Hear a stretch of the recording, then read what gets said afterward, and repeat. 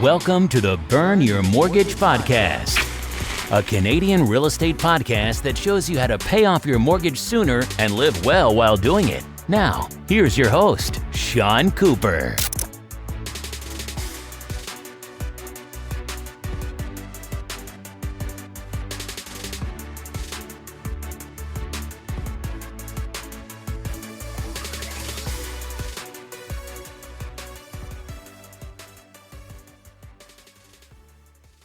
Welcome to the Burn Your Mortgage Podcast. I'm Sean Cooper, and it's great to be back for another episode. On today's show, I'll be talking to Laura Stewart. Laura Stewart is the Director of Sales and Marketing for one of Canada's top real estate firms. Having spent the last 15 years navigating her career, Laura has had the opportunity to gain education and experience in a multitude of industries, from nutrition to concierge services to special needs caregiver to fashion to real estate, and a degree in science and a Master of Business Administration. Laura loves to discuss an array of topics with the hope of inspiring others to never settle. In my interview with Laura, we discuss why and how to purchase pre-construction condos, what do people need to know when signing the purchase agreement, and the benefits of working with a realtor when buying pre-construction. Without further ado, here's my interview with Laura Stewart. Hi, Laura. How are you doing today? Hi, Sean. I'm doing great. How are you today? Pretty good. I'm excited to speak to you about pre-construction properties today. It's not an area that a lot of home buyers know about unless they've gone through the process themselves. So definitely looking forward to you shedding some light on that topic for the listeners today. Yeah, well, thank you so much for having me. I'm super excited to be here today. Great. Well, let's get started. So I just wanted to start with a pretty open-ended question for you. Why and how do you purchase a pre-construction condo? Yeah, that's a great question to start things off, Sean. I work with about 150 to 200 investor clients every single year who purchase pre-construction, or what I like to say, new build condos. And the reason they like this strategy, first and foremost, is the mortgage is not required until the building gets built. So here's the great thing with new build condos. It takes about 3 to 5 years to even build these buildings. And so you can essentially lock in a pricing in today's market, pricing today, but for something that's going to be built for the future, and you're not going to need a mortgage until the future.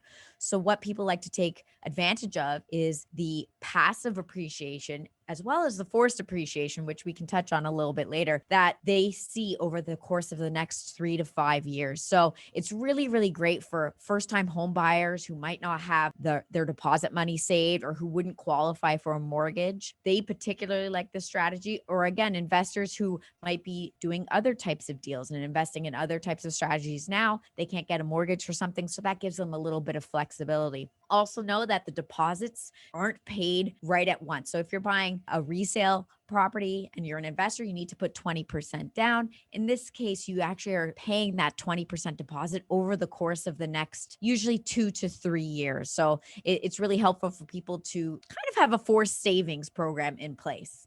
Great. Thanks for explaining that there. And I was just curious, in terms of the purchase price of the pre-construction condo, does the builder factor in the potential appreciation when the property closes, or are they really selling it to you at today's prices? I would say if you on average looked at market prices for today, the developer does add on a little bit extra for themselves, but it's certainly not what the property is going to be worth in 3, 4, or 5 years from now. Usually by the time I'll help someone buy something today, and by the time it's actually built, on average, they can see anywhere between $75,000 and $250,000 appreciation on their unit. Great. Thanks so much for clarifying that. And I'm just curious, in terms of home buyers doing their own due diligence, I mean, I would think that most builders are trustworthy, but I've just heard about maybe a few bad apples, like through news stories and all that. But for example, I've heard of projects not being completed or running into issues later on. Do you have any general advice for somebody buying a pre-construction property so that they end up with their property being completed on time and they don't run into issues with the project being canceled? Because I would imagine it's a pretty frustrating process to sign that purchase agreement where the property is supposed to be built in 3 to 5 years to only have the project canceled, and then you have to buy at today's prices, which are a lot higher. So what general advice do you have for the listeners to make sure that doesn't happen to them, where their project is canceled or they keep running into a ton of delays? Yeah, that really is the main risk when purchasing new build condos, is that the building doesn't get built. What happens in that respect is all of your deposit money actually goes into the lawyer's trust account. So the lawyer for the developer, it goes into their trust account. The developer never actually gets your deposit money. So your money is safe in the trust account. Should the developer choose to forego the project for whatever reason, they can't build or they no longer wish to build, then you're going to get all of the deposit money you paid back. Now, that means your money's safe, so that's great. But of course, you've lost out on the opportunity to use that money to actually make some money, which was the whole point of you investing in it in the first place. So that is the biggest risk when it comes to new build condos. And of course, as you mentioned, we do see these things in the headlines. If it bleeds, it leads, right? These are the horror stories that are really, really few and far between. Again, I work with up to 200 people every single year who do this investing strategy. And I've only had a handful of people who have unfortunately had to go through this situation. To mitigate the risk, my team and I have learned through experience over the course of the last 15 years that the most important thing is to work with a builder who has a great reputation. You don't want to be working with somebody where this is their first kick at the can and they don't necessarily know what they're doing and they don't know how to work with the city to get permits and zoning. So you want to make sure you're working with someone who's done this before. Do they have pre-construction condos that are completed? There are people living in them. So make sure you do that due diligence. Or if you're working with a real estate agent, make sure you ask those types of questions to them because they should know these types of things. Who has a great reputation? And then at the end of the day, I mean, you kind of got to take that leap of faith, but do know that thousands of new condo units are built every single year and people move into them. And you never hear those stories in the news, right? Those are the good news stories that we never get to hear about. So it's just a handful of people who unfortunately have to go through that situation. And like I said, their deposits were safe. They just didn't get the opportunity for their money to make money. So make sure you do that due diligence and you find out the builder's reputation upfront. Great advice, Laura. Thank you very much. So, moving right along, just had another general question for you. How do you invest in new build projects? Maybe you could just walk us through the process of how all that works. Because if somebody's never bought a property before, they've only bought resale, it's kind of a all new ball game for them. I always explain it to my investor clients like this. The process is going to move extremely fast. So just bear with me and know that you are going to go into what's called a 10-day automatic cooling period, at least here in the province of Ontario. It does differ across the country, but I work here in Toronto, so I'm using this as the example. So you have an automatic 10-day due diligence period that you will go into, and that's when you really get to cross all the T's and dot all the I's and make sure you're comfortable with it. Beforehand, though, things are going to move really quickly. And what do I mean by that is this. When a developer launches a project, they will essentially work with a handful of real estate agents and things move very, very quickly up front. The developer wants to get people into contract and moving along in their 10-day cooling period. Again, I like to call it a 10-day due diligence period to make sure that a lawyer reviews the agreement to ensure really that all the incentives are included. But for newbies, the documents are about 40 pages, just the agreement of purchase and sale alone. So this is a much more lengthy document than what you would do with a resale deal. Add on to that is what's called the condo docs. That's about another 150-page document that you're going to get. And you're required to sign the paperwork if you're at a sales center right on the spot without having the opportunity to review it. And so you want to make sure that, yeah, exactly. You want to make sure that you have people on your team so that once you're in contract, again, it's not a firm and binding contract. You're just in your cooling period, that you make sure a lawyer, preferably a lawyer who understands pre-construction contracts, that they review the agreement for you and they point out anything that looks strange or odd or that you might want to get negotiated with the builder. Although there's not a lot of negotiating room in that respect, but you want to make sure that you understand everything. So that's what happens in the 10 days. So it does move very quickly up front, but of course you always have time to make sure that you've reviewed it and that your lawyers reviewed it.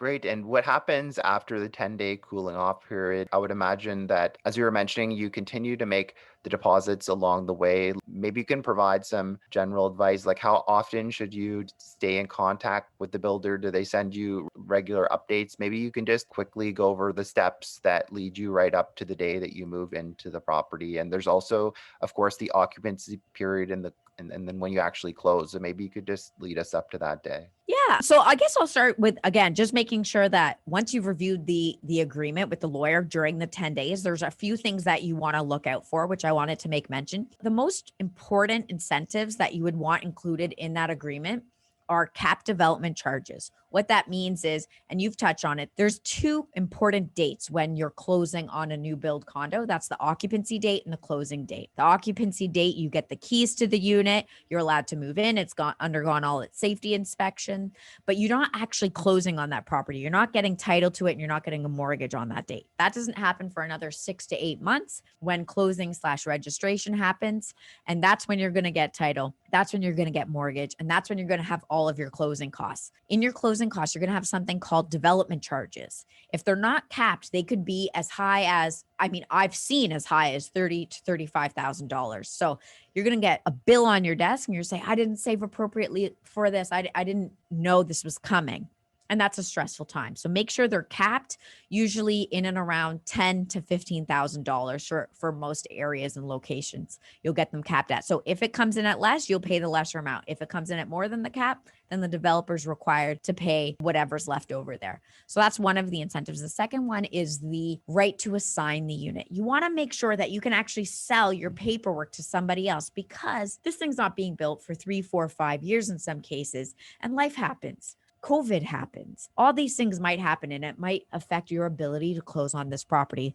And you want to make sure that you have the ability to sell the paperwork. So it's not a resale deal, it's an assignment deal. Sell the paperwork to somebody else who essentially is going to take your place in closing with the developer. So that's very important. And then the last one you want to make sure, specifically for investors, is what's called the right to lease during occupancy. So again, we talked about that occupancy period. That's about 6 to 8 months. You want to make sure you can rent out that during that time. Some developers, because you don't own it, they don't want you to be able to rent it to Joe Schmo. They don't know who the client is. They don't want to deal with the client because technically the developer still owns this thing. So you want to work with developers who allow you to rent out during that occupancy period. So that's very important.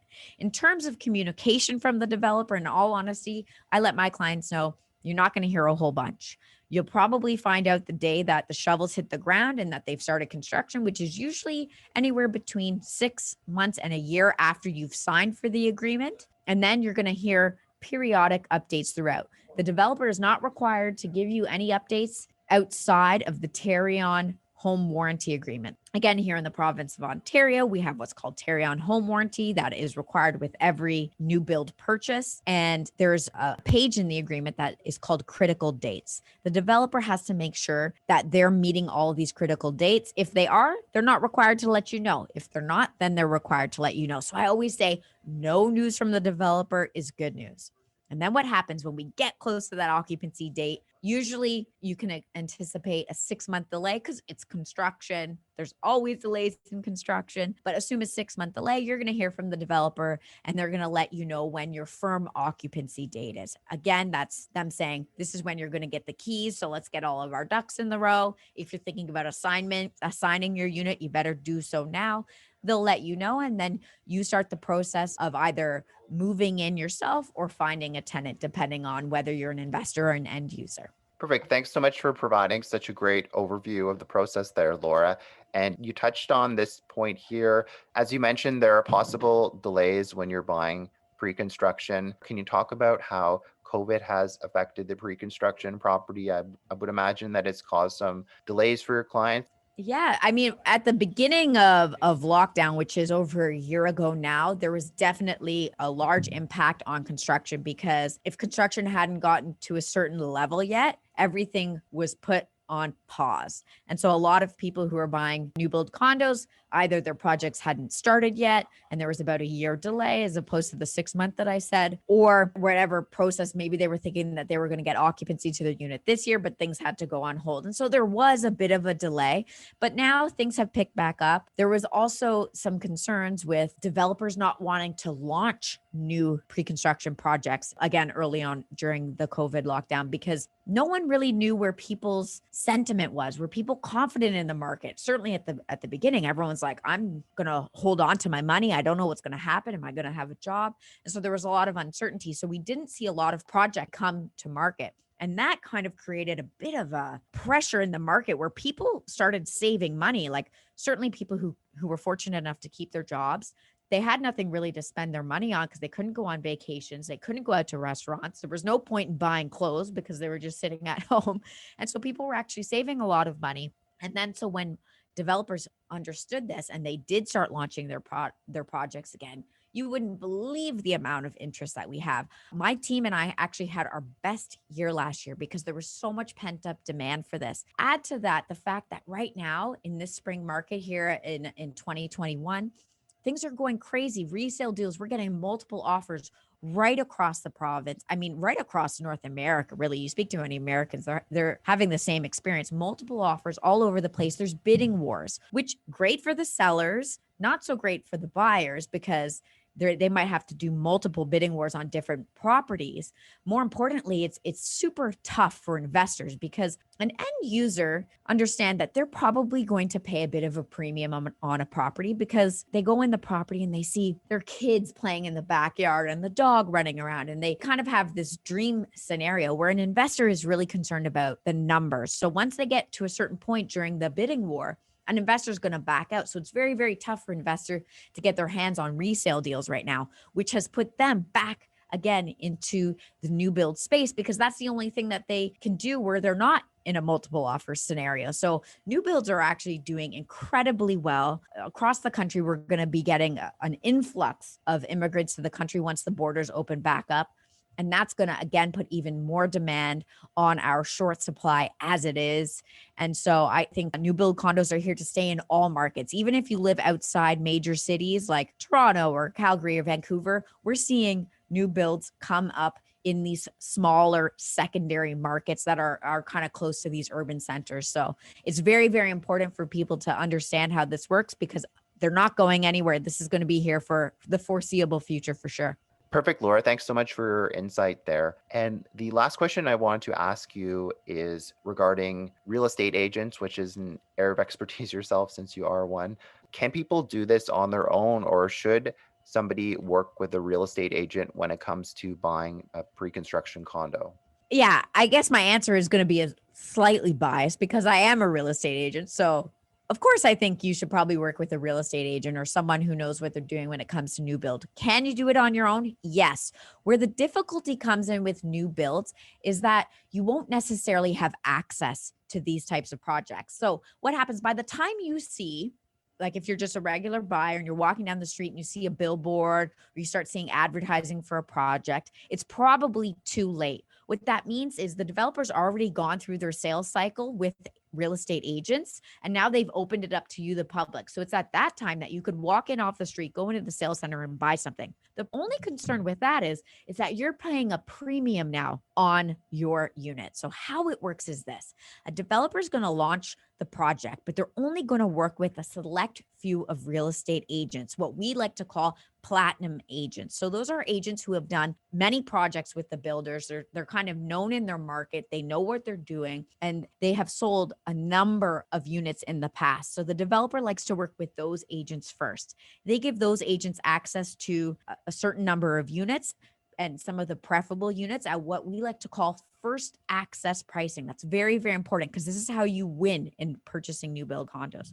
First access pricing is essentially no pricing. No one's going to get better pricing than those people. So they'll go through that sales cycle, which can take anywhere between 3 days and 3, 4, 5 weeks. And there's a bit of a gap there because it really depends on how much demand there is working with those platinum agents. So those agents will sell units, then the developer will open up their project to the next tier of agents. And that's a bigger group of people, and they'll kind of work with them and try and sell units again. But at that point, pricing has now gone up around 4-5%. Okay. So that's very important to note that. Now, if you're getting in at that second tier of pricing, you're already paying 4% more for your unit than had you worked with a platinum agent. And then the sales cycle continues. So another month goes by and the pricing is going to go up again. And the developer is going to open it up to essentially any real estate agent. So if your real estate agent, it just sells homes and you're wanting them to help you purchase new build, just make sure that they have access to a platinum agent who can actually get them in at that first access pricing. And so what the developer is essentially doing is forcing the appreciation throughout the sales cycle. And if you get in early, by the time a year is up, you can see anywhere between $40,000 and $100,000 appreciation on your unit just because you got in early. So in this regard, I would say try to work with a real estate agent because again, there's going to be the ones that have access as well. They have more negotiating power. So an agent who is working with, say, 20 clients in a building, they can go to the builder and say, I'm negotiating on behalf of 20 clients, not just one client. And I would like to get this clause changed, or I would like you to add an amendment to have the right to lease during occupancy, some of those incentives that I had mentioned earlier, because they don't all have them. Well, the developer is going to say, I don't want to lose 20 deals, right? So the leverage is a little bit more inside of the agent in that regard versus an agent who's just working with one client. They might get somewhere, but if the developer is not feeling like conceding that day, they're okay to lose one unit. And so again, it's advantageous in this regard to work with somebody who really knows what they're doing, who has done this hundreds of times, because they're going to get you first access pricing and they're going to be able to negotiate better for you. Great. I mean, it sounds like a no-brainer to work with a real estate agent when buying a pre-construction condo, especially since you get access to the best units at the best pricing. And it also helps the builder as well, because my understanding of pre-construction is before shovels go into the ground, they need to sell a certain percentage of the project. So that certainly helps them get to that point. And also, like when you're buying a property, you don't have to pay anything extra out of pocket when it comes to working with a real estate agent. 100%. And I always say to clients, whenever you're buying real estate, your agent is not paid by you. They're always paid by the seller. So the same thing goes for this. It's like working with a mortgage broker. Mortgage brokers are usually paid by the lender. So you're not necessarily paying for their expertise. And so in this regard, why not work with somebody? It doesn't do any harm. Again, just make sure that they have the right access that you need. And as you mentioned, we hear it all the time. Oh my God, there's so many cranes and there's so many buildings. Who's going to buy all these projects? There's a bubble. Understand that here in the province of Ontario, at least, developers are not allowed to start building until 80% of the building is already sold. So 80% of that building has already been sold. The developer always hangs on to 10% because they like to sell that last 10% at the end when it's actually built, because people will pay an additional premium because they can touch, see it, and smell it. But understand that these units have already been bought. They're already paid for. There's people who are going to be living in these things. And so the government's obviously doing their job to help protect us in that respect. Yeah, I mean, I think it's a no-brainer to work with an agent. Great. Well, Laura, it's been wonderful having you on the show today. Before I let you go, is there anything of interest that you'd like to share with the listeners, and how can people get in touch with you as well? Yeah, so here at my firm, again, it's called REC Canada. We really pride ourselves on educating our clients. We give everyone a book. It's called Real Estate Intelligent, which teaches people how to buy, how to sell, and how to invest on their own. So if anyone would like a free copy of the book, I'll be happy to get you an audio version or a PDF version of that. So please feel free to reach out to me. Again, we're just here to help educate. We understand that only 2% of the population is essentially going to try and buy or sell on their own anyway. So if that's you, that's great. Let me help if I can. The majority of us, we know that this is not our area of expertise. I don't like to pretend I know how to fix my car. I go to the mechanic for that, but I'll definitely like to go to the mechanic who kind of educated me and helped me along the way. So that's really what we're here for. I am the co-host of a podcast. It's called the Jazz Tacker Podcast. On that show, we like to educate people there as well. So feel free to tune into that. The best place to get a hold of me is probably through Instagram. My handle is at Laura Stewart TO. So check me out on there. And again, hit me up, DM me there if you'd like a copy of the book. Thanks for listening to another episode of the Burn Your Mortgage podcast. Besides being a podcast host, I'm also an independent mortgage broker. If you or anyone you know, family, friends, coworkers, or neighbors could ever use any unbiased mortgage advice or a second opinion, feel free to reach out. Email me at Sean, that's SEAN, at burnyourmortgage.ca, or call or text me at 647-867-3711 for a free mortgage consultation. Also, be sure to head on over to www.burnyourmortgage.ca and sign up for my free weekly newsletter. As a small token of my appreciation, you'll be able to download my ultimate mortgage checklist on choosing the perfect mortgage. I look forward to hearing from you and helping you with all your mortgage needs. Once again, thanks for listening. You've been listening to the Burn Your Mortgage podcast. Don't forget to subscribe on iTunes and leave a rating. Until next time, happy mortgage burning.